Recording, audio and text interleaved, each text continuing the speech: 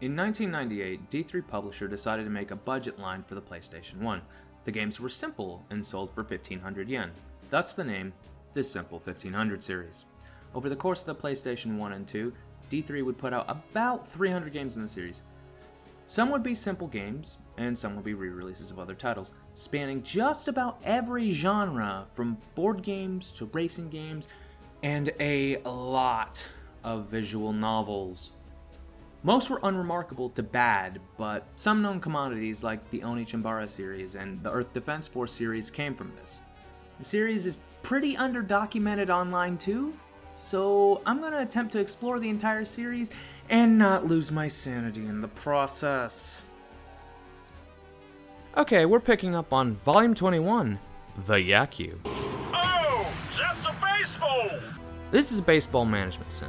It's not a normal baseball game. It's like the developers looked at the box of Tommy Lasorda Baseball and took it literally. Only we can't fight the mascot.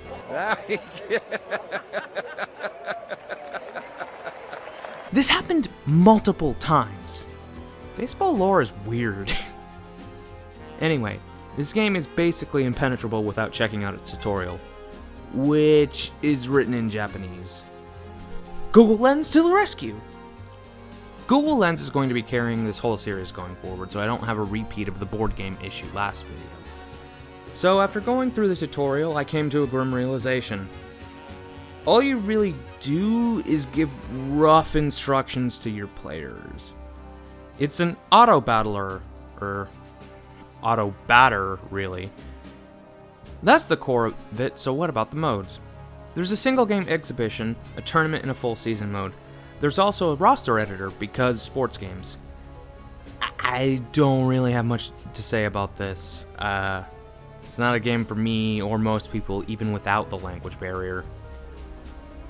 But the sports don't stop. Volume 22 is the Pro Wrestle. And here's where I admit gaps in my video game knowledge. The only wrestling games I've played are WrestleMania the arcade game, WWE All-Stars, and Saturday Night Slam Masters. In other words, the three least wrestling games I can think of. So I'm not sure if my critiques of this game are its faults or if it's the genre's fault. I'm pretty sure all of the wrestlers are made up, but I know absolutely nothing about 90s Japanese wrestling. But there is a guy called Snake Daddy, and if he's real, I need to know more. Anyway, we have a 10-stage arcade mode, 4-player free-for-all, and a few one-on-one match types. It has pretty okay textures and nice models, but the crowd looks kinda rough. It also runs really well, too. The game also moves really fast, right up until old wrestling game stamina system kicks in. And the stun lock. You are in stun for a really long time in this game. A lot of the game is just spent waiting around. It also doesn't help that the AI really hates you. Like, a lot. 3, 2, 1, go!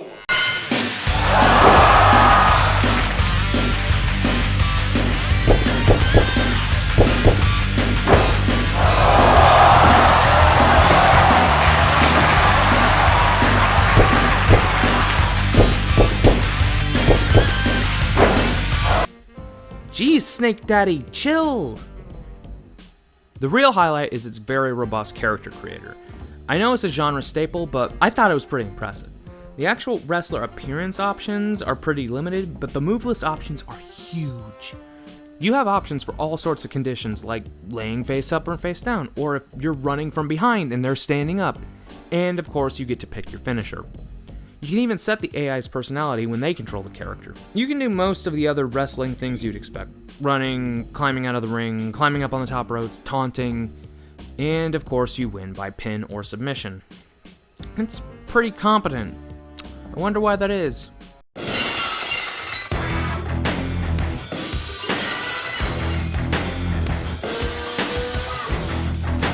For the uninitiated, Yuke's made the wrestling games. Like, most of them. This game came out in between Yuke's reskins of their New Japan games and the WWF Smackdown games, and it's almost the same game as Smackdown. I played Smackdown for the first time for research purposes, and it's definitely the same game engine. There are a few minor differences, though. You can block in Smackdown, finishers work differently, and the control scheme's a little bit different. The previously mentioned aggressive stun states and hyper-aggro AI mentioned earlier are not nearly as bad in Smackdown as they are in the Pro Wrestle. Snake Daddy, I'm sorry! This puts the game in a weird state. I wouldn't really recommend it because it's the same but slightly worse than an already popular game. At very least, it's a neat curiosity and gave me an excuse to play one of the games that's regarded as classic on the PS1. Technically still a sport, but far more mellow, here's Volume 23, The Gateball. So from the outside, I thought Gateball and Croquet were the same game, but it turns out I was wrong. But they are similar. Gateball is a team-based game where you golf balls through gates and then hit the peg. You win by getting all of your team's balls to hit the peg, or whichever team has made the most progress in 30 minutes. The main difference is you can get extra moves on your turn by hitting your ball through a gate, and by hitting the other balls. If you hit another ball, then use your ball to Newton's Cradle the other ball, meaning you can and should use it to screw over the other team. Get it? Got it? Good. Perfect. Just donk the donk with the donk. It's like pool, get it? I don't think I understand it that well, but basically, it's croquet, but you can be an ass and reposition the other team's ball. On to the video game parts. It sure is a simple serious game. Gameplay is simply aiming the ball and timing a power meter like a standard golf game. There's also an exhibition mode, a tournament mode, and a tutorial, which is in Japanese. Fortunately, it's also multiplayer. The only real negatives about the game are that you play in the void, while one song loops over and over again. For what it is, it's alright. If you're someone like me who routinely tricks other people into playing weird multiplayer games with them, this game might be worth checking out. I can see this generating plenty of salt when you punt the other player's balls out of position. You motherfucker. Now we go from a pleasant surprise to a genuine winner. Volume 24, The Gun Shooting. The Gun Shooting is a rail shooter / light gun game, and it's good. You'll notice right here on the title screen, Tatsunoko Productions. Oh, we got some FMV.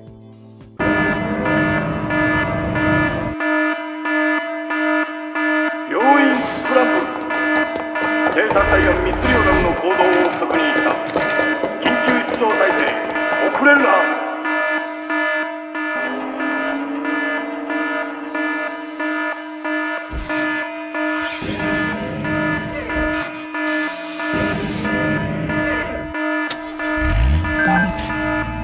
幹部格もいるはずだ。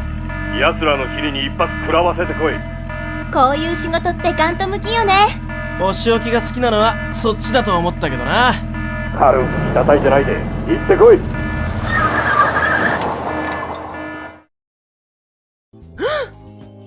Budget! The story is about stopping poachers who use some Mega Man Legends looking robots to capture animals in Africa. Allegedly. You don't ever see any animals in the game. It's weird. Anyway, who cares about the plot? Spiky headband boy and cute beret girl go burr. Okay, let's actually talk about the game. It's a simple rail shooter. You have a basic shot and a reload. Every once in a while you get a machine gun, and that's kind of it. The game makes up for its simplicity with really brisk pacing. It's got a short runtime of about 40 minutes across 6 levels. It doesn't screw around, but it does give some breathers. The worst I can say about its pacing is that some of the mid-bosses are a bit damage spongy. Weirdly, the mid-bosses seem to always have more health than the level bosses, but the level bosses always have more interesting fights with multiple stages. Which brings me to one of its 2 flaws. It's really easy. I didn't get a game over the entire playthrough and maybe died less than 10 times total. You have a very large health bar and the game just shovels extra lives at you. One really nice thing about the game is that your shots have huge hitboxes. If you think you hit something, you definitely did. And that is another contributor to its aforementioned difficulty. The other problem with the game is that the game's explosions are huge and constant. This game is a flashing lights hazard. I actually think the game's low difficulty was designed to offset all the visual clutter of the game, because this game would be a nightmare if you didn't have 50 or so hit points to work with per level. The game is just raw rail shooter goodness. In its post-final boss victory sequence lays the "Congratulations, you proved the justice of our culture" vibes on hard. Solid recommendation. Volume 25. The Keiba! You know what you're doing. Right. I see you, you little shit. That's horse race in English. This is a weird one. If you've ever looked at video game lists, you'd see that there are a lot, and I mean a lot, of horse racing games. They just don't get localized. This is the most Takeshi Salaryman game this episode, for there is nothing more Takeshi Salaryman than just straight hard gambling. Let's go gambling! Aw, dang it. There are two modes in this game. One is just gambling. I don't know anything about horse betting, but apparently there are multiple ways you can place a bet. I did not know this. Not that it matters, I lost all 3 bets that I made. Aw, dang it. Aw, dang it. Aw, dang. And that's why I just stopped gambling. 90% of gamblers quit before they hit it big. The other mode is the jockey mode. You name your jockey. I named mine Nissan. And pick a horse and go. In the actual race, you control your horse's stamina, track location, and when to jump hurdles, and that's kind of it. Frankly, it just isn't very engaging. I haven't played any other horse racing games, but it's pretty easy to imagine most are probably better. At least those are in 3D. That being said, the sprite art here is nice, but that's really the only nice thing I can say about it. Something anime horse girl. That's what the kids are into. I'm pretty sure no one cares about Uma Musume now. Do you? Did you kids love your gambling still? Is that what something? Objection! Hi, I'm the editor for these videos. So, yes, Uma Musume is somewhat still relevant, even though this script, let me check notes, was written in July. The audio was recorded in August, mostly, minus me talking right now, and the editing is like December to January of 2026. So yeah, it's still relevant, it's just not as relevant as it used to be back during like July. Volume 25 at least has the novelty of horse racing games being rare. Volume 26, The Tennis, or just Tennis in America, or All-Star Tennis in Europe, has no such excuse. There is nothing all-star about it. This game is dreadful. On the surface, there's some upside. There are a bunch of playable characters, multiple court surfaces, a clean UI, tournament and exhibition, singles and doubles, and 4-player support. None of it matters because it just does not feel good. Game is really bad about giving feedback. It took me a full game to realize that serving requires you to swing like all the way at the ball's falling arc on the serve. Love 15.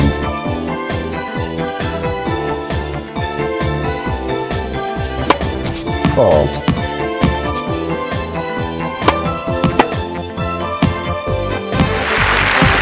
Love 30. Fault. Fault. Love 40. Game doesn't hint at that at all. It just marks it as a fault. Wow. You have 3 types of swing. One is a bunt block thing. Apologies for not knowing tennis. The other 2, I presume, are a power and a control swing. I say presume because they have the same animation, and one seemed to make the ball go faster. You can control the ball by holding the D-pad in a direction, and it works sometimes. Of course, if you're running a ball down and swing, sometimes the game just thinks you want to launch it clear out in the direction that you're running, because that makes sense. Yeah, that makes sense. I genuinely hate this game, because it's a pile of dookie. And for one final physics irritation, Let's talk about fielding serves when you're at the top of the screen. Your swing's hitbox is kind of in the middle of your character's body, which makes it difficult to gauge where you're at when you're at the top of the screen. This might be a weird thing, but I just could not field serves from the top of the screen at all. I could on the bottom, just not on the top.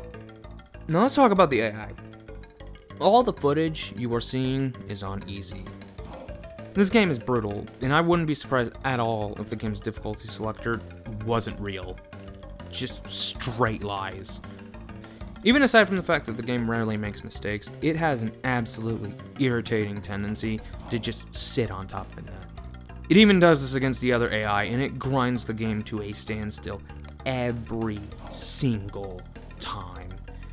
And to top this all off, the game has one grating 90s synth pop instrumental that just plays over the entire game, in-game and in the menu.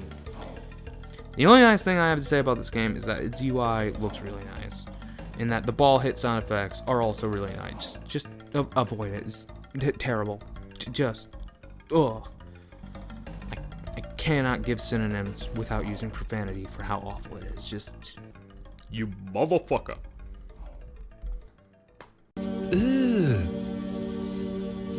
Brother, ugh. on to another localized but mercifully much better game, Volume 27, The Snowboard, aka Snowboarding in America, and most accurately as Snowboard Racer in Europe.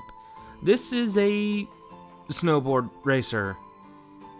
Yeah. Okay, a bit more accurately, there is a race mode and a trick mode, but the racing mode is the meat of the game. There are a whopping 27 different courses in this game, allegedly. It's really more like 3 different modular sections with 3 different arrangements each. 3 to the third makes 27 after all. The trick mode also takes place on the same courses. The race mode is pretty self-explanatory, so I'll talk about the trick mode first. In the trick mode, you race and trick down the course, trying to get the most points from doing tricks. Unfortunately, the trick system is a little too limited. You can accelerate a jump and harder cornering on their respective triggers, and you can do tricks in the air with the face buttons. I couldn't find a way to spin in the air, which is kind of strange.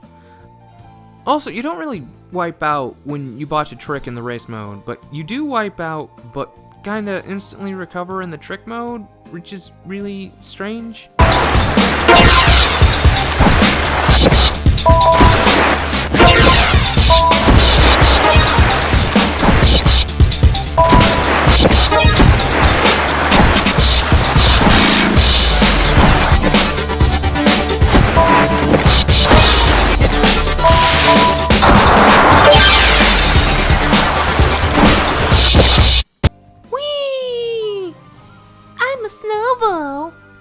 Snowboarding games are a genre I don't have much experience with.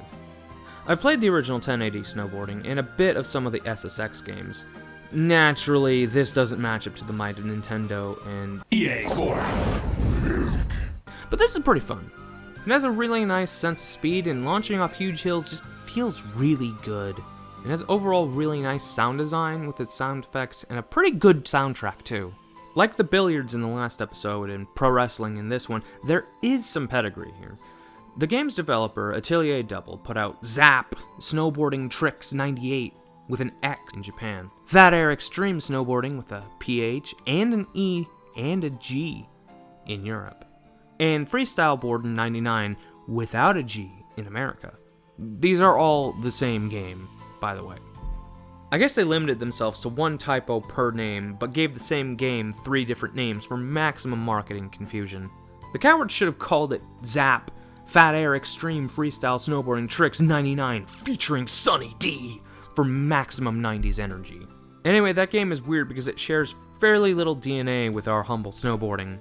I went back and played it for research, and it plays way different from snowboarding, with a more robust trick system that actually punishes players for screwing up, and a campaign that forces multiple different game modes into one championship format with character progression. There's definitely more Tony Hawk in that game. I feel that snowboarding is a better racer with a better sense of speed, and I'm just gonna go with Zap as a better trick simulator with a more ambitious campaign and clearly higher budget and better presentation, despite it being released 2 years and 3 months before. None of them are top tier snowboarding games, but are perfectly serviceable. Okay, we're off the sunny snowboard game and into the depths. Here's Volume 28, The Dungeon RPG. Seeing this one on the list always gave me a spark of hope. Finally, something that's not based on reality. Well, until I discovered that the gun shooting is sci-fi and proved that yes, there are creative and good games lurking in the simple series. This game is a roguelike, as in, literally, like Rogue. None of that Hades here. It's a turn-based bump combat, procedurally generated dungeon crawl. Like Shiren the Wanderer or anything with Mystery Dungeon in the name. You bumble around in the dungeon killing monsters, collecting loot, and setting off traps, and that's kind of it. You have a melee attack, a bow, and that's kind of it. The story's real simple. There's a crystal. Go get it. And that's kind of it. The Simple series. I really only have 2 bad things to say about this. First, I don't like how you need to use an item to know its effect. That's kind of an annoying genre convention in older dungeon crawlers, but when it's combined with cursed items being a thing, it meant that 2 out of my 3 item slots were filled with equipment that gave me debuffs. The other complaint is how mind-numbingly bland it is. I fought bats, and slimes, and zombies, and generic dark evil dudes. The music is strings and harpsichord, which just screams, hey, Europe exists. The game is just hookless Tolkienian rip-off sludge. Maybe it gets a bit weirder later in the game, but after 4 floors and half an hour, I had my fill. Let this be a life lesson. Don't have expectations about anything. Despite all that, yeah, it's fun. This game is competent. This game goes into my mental filing cabinet as what I like to call a podcast game. Good enough for you to lose track of time, not stimulating enough to command your full attention. This isn't a good or a bad thing, really, it's just kind of an observation. Some of this is more of a genre critique, honestly. I know some loot lovers and dungeon aficionados want this from their games. No fluff. Just go. I just think it's important to acknowledge your own biases when you're critiquing something. This game, it ultimately just isn't for me, but I could definitely see it being for someone. As we continue our trials after the dungeon, we encounter yet another salary manticore. Wait, let me check that again. Salary man core? The volume 29, the Tsuri. Salary man core? This is a fishing game, and a rather laid-back one at that. If you've played other fishing games or mini-games, this should all sound familiar. You pick your bobber, cast the line, wait for a bite, and wrangle that fish. You control the slack by reeling in with the face buttons and the angle of the rod with the D-pad. Sometimes you get a fish. Sometimes you get random trash. Pretty standard. I'm kind of at a loss on what to say about this. There might be nuance, but it seemed pretty basic to me. There is a big tutorial section, but it scrolled way too fast for a Google Lens to keep up. The only thing that seemed novel is that it's a 2D game and most of the PS1 fishing games are 3D, but there are a bunch of Super Nintendo fishing games, so I don't know. This is the type of game that would be released as a download right now, or just roll into a minigame in a modern game. It's kind of what you'd expect it to be. Our final game of the episode is Volume 30, The Basket, 1-on-1 Plus. This is another re-release, like Pastel Muses. This time, the game is of 1-on-1, specifically the upgraded version of 1-on-1 Government. If you think that's a weird name, let me introduce you to an Angel, a Wukong, and Dr. T. No, Dr. T's not an unlockable weirdo, he's base roster. If you're thinking to yourself, hey, this character art in this basketball game is familiar, that's because Slam Dunk creator Takehiko Inoue did the character designs. This is an arcade-ass arcade game, to the point where I've often seen this game referred to as a fighting game. The first time I encountered the game was on Friday Night Fisticuffs, so I've known about this game before I knew it was a Simple Series game. This game does definitely have some fighting game DNA, from its up to move away from the camera and down to move towards the camera movement scheme, to its multiple unique playable characters, and it even has special moves. It's a 3-button game. You have a jump, a guard, and a shoot/swipe button that changes function depending on if you're on offense or defense. Most of the special moves come from pressing the guard and shoot button together. Unfortunately, I didn't know this until after I recorded the footage, so anytime something cool happens on screen, rest assured it is the computer doing it, not me. This game is really silly, and it brings me a lot of joy. Reminds me of the good old days of Midway and EA Sports. It's a crazy, fun basketball game. There are some downsides, however. The AI is really hard, especially anytime you have to go against this angel guy. I'm not saying he's busted, but the AI certainly uses him way better than the other characters. He's like running into Ryu in Street Fighter 2. When you drop the difficulty down to easy, the game is about right though. And like most sports games, it is easier in doubles mode. The other issue is how hard of a commit the swiping is. If you or the AI mistime the swipe, the recovery is so long the other player will just have a totally free layup. It kinda sucks that the optimal strategy seems to be baiting out the swipe and then just taking your layup. It's also a bare-bones arcade port, sporting just singles and doubles play, and an option menu that only lets you adjust the difficulty, timer, and score target. Also, despite having doubles, the game is only 2-player, not 4-player. It's no NBA Street, but this game is definitely another title that goes into the cool, weird multiplayer pile. And that wraps up volumes 21 through 30. So we've got one straight-up winner in the gun shooting, 2 multiplayer surprises in Gateball and one-on-one, a couple of mehs in the dungeon RPG and snowboarding. That's honestly a much higher hit rate than I anticipated. One of the themes that started to appear in the exploration of the Simple series is games that just kinda seem redundant. Yes, I know different publishers want parts of the same market, but nowadays there's no reason to even look at Pro Wrestle, Tsuri, or tennis. The theme will be especially notable in the next episode when table games strike back.